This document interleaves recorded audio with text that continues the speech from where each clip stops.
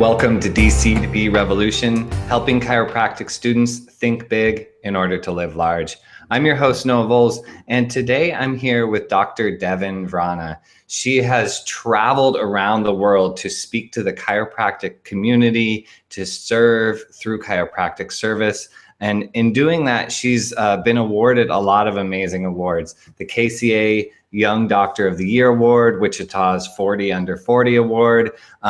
And she's done all this while having a large family and, just doing so much. And really the goal of Dr. Devin is to provide quality, all natural, affordable health care. Health is capitalized for families in Wichita and surrounding areas at Back to Basics Chiropractic. So Dr. Devin, thanks so much for being here. Hi. My pleasure. The reason I want to have you on is because you're going to be both at the Artful convention and at CalJam coming up in January. You're a busy woman. What is the message that you're wanting to get out there to the chiropractic community? God, there's so much. I'm so grateful, and it's not a bad deal to get to go to California twice in the month of January when we're in Kansas, and that's not our most beautiful time of the year.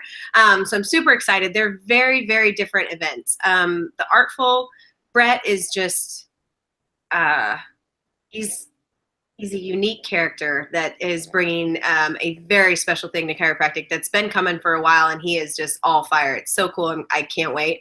My message there, he kind of asked me to help people break out of their barriers. So the number one question that I get is usually from females, and, how do you do it? You're so small. I'm about 5'2", and I probably stretch for that 2-inch even. I'm short. I'm about 100 pounds.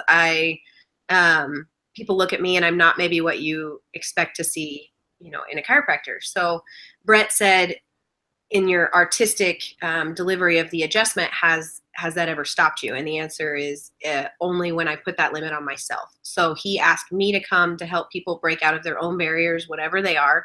I think that people get really great at knowing the science and the philosophy of chiropractic, but they spend too much time trying to copycat what other people are doing, that they never really tune into what their own artistic gift in the adjustment is.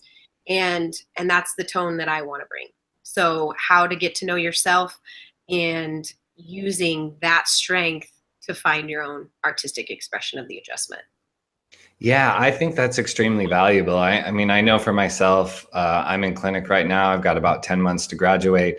And I feel that pressure of all of these different modalities and teachers and, all of this kind of stuff, and trying to filter through that and find myself in all of that. I'm like, where am I again? I feel like the school environment makes it hard to find yourself. Totally. So, when you got out of school, did you have that kind of same experience, and what tools did you use to kind of get back to yourself, so to speak? Yeah, I mean, that took me longer. And I think that's why I'm so passionate to open that topic up, because as a student, I would have, male instructors basically tell me, I'm not even going to teach you this one. You'll have to know it for boards, but you won't use this because you're so small. And, right. And I hate that, because I know that's still going on. And it takes away the opportunities. As students, you guys, there's things that you have to do. There's hoops that you have to jump through. And I would just say be open to everything, but then in the stillness that you get with your own innate, look at all these, especially the Artful. I mean, you're going to have all different kinds of characters at this thing, right? And so you write down a little bit, and you pay close attention in that moment. And then you say, what about that spoke to me? And then you kind of mesh it together and you play with it, because it's practice. And so you're going to go from robotic mode as students, where you basically absorb information and then you turn it back out. You absorb information, you turn it back out. And then in practice, every day is developing, ooh, I liked how that went. Oh, that connected really well. That moved really well. The results come in and you're like, oh, wow. You start to see chiropractic for what it really is. And that can only happen in your own hands, in your own heart, in your practice when you get going. So it's an exciting thing. I just want to kind of open that journey up more for people if I can.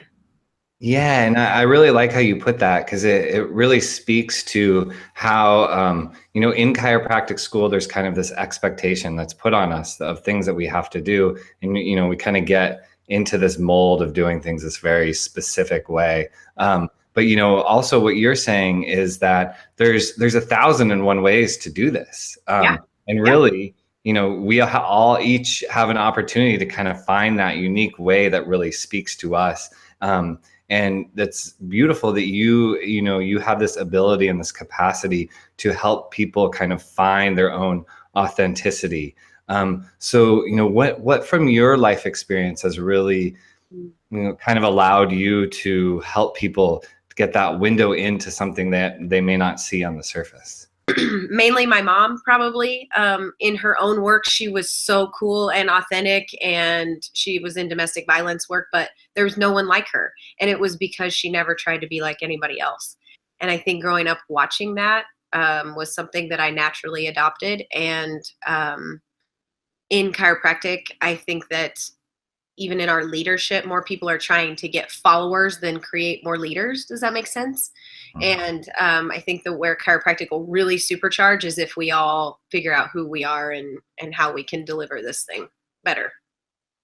Yeah, and I also feel like that as we come into our own and we don't have that feeling where we need others to follow us, where we're really like rooted in ourselves, that I feel like will have an effect on the entire profession. And then instead of us trying to get buy-in from all of these people to follow us, we'll actually, work in a way that everybody can kind of work together. Do Yeah, you feel that's true? and that's the competition factor in chiropractic. I hate it. I do.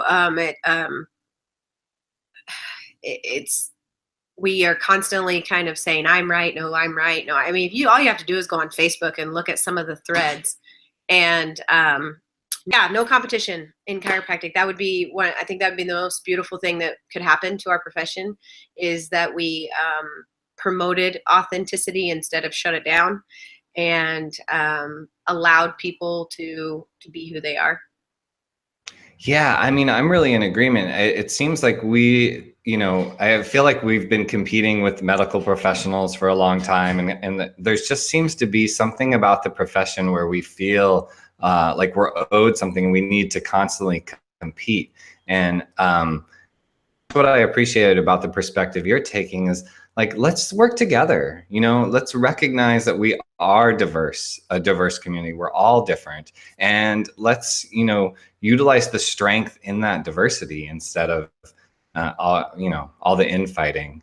Well, and that's, I mean, if you play it back and you listen to what we're talking about, I mean, this isn't just chiropractic. This is humanity. This is the polarization of our world kind of as we know it right now. I think the only way we get anywhere, whether that's healthcare, whether it's you look at just chiropractic, whether it's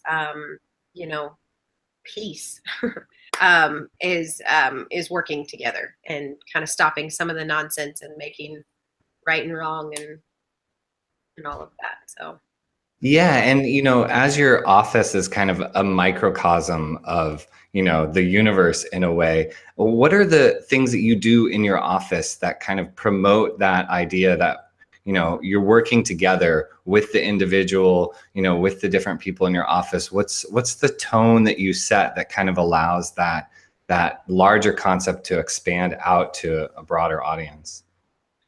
my staff and I have two girls that have been with me for about 2.5 years they're just so amazing, and they totally get it from top to bottom. They get what we're about. And the number one thing that we're about is love. I would probably rank that above chiropractic even, which few things fall above that in my world. But I try not to make people wrong. And so when I've been the person in practice that when a child comes in and the parent says these medical treatments that haven't worked, I've made them wrong. I've barked at them. I've told them my way and how they shouldn't be doing that. And the second that I start doing that, I build a wall between me and not only that parent, but that child that I'm supposed to be serving. And so we've really tried to rework the way we approach things. And I believe pretty firmly that my patients, my practice members would tell you it's more of a family atmosphere than I don't hold them here. They aren't, they aren't locked into contracts. They want to be here. And they send their family and their friends because it's not just a place of healing, but also love. I mean, something we hear every shift is, God, it just feels good being here. And that's because we know everybody's name and we give hugs and we squat down to the level of the 2-year-old child, and I take a minute to play or adjust Barbie if she needs adjusted, or listen to their story about what's going on in school. And I don't just want to, promote myself, but I want to experience life with people. So my practice is built on that. Yeah, and I know that there's a lot of students that are going to want to create a practice where it's where people want to be. People want to be held. They want to be in community. I feel like so many people feel isolated. They feel disenfranchised. And you've really created a safe space. And there needs to be more of these safe spaces out there. So, what's the best way for students to get in touch with you, to kind of learn these skills that you've cultivated over time so they can create a similar atmosphere in their own clinics? Well, obviously you can come to the Artful convention. I'll be there, and Cal Jam. Super excited if I haven't mentioned that. I'm also going to be at Chiro Fest in the fall, and London in the fall as well. So there's different events. Come up and talk to me. I mean, when I say come talk to me, I mean it. Like, I love talking chiropractic with anybody who will join in. I'm on social media, and my email is just devinvrana@gmail.com. So you can get me that way. And I share my cell phone. I mean, like, if I say, hey, I'm here for you, I want to help, I actually mean that. It's not like a promotional. I don't have items that I'm not in the coaching world yet because I still feel like I have a lot to learn. That time may come. But I feel like I'm in the student phase, not the coach phase yet. I want to try and soak up from my mentors and colleagues at this point. And then when innate calls, I'll be ready. So. Yeah, and we look forward to that. We look forward to when you're really ready and you feel mature in the way to really share that in a deeper way. So this has been a production of DC2B Revolution, helping chiropractic students think big to live large. If you like this video, please subscribe to the channel, share it with your friends. Leave some comments in the comments section below. Always great to hear from different schools and chiropractic students who are watching this. And Dr. Devin, thanks so much for being here.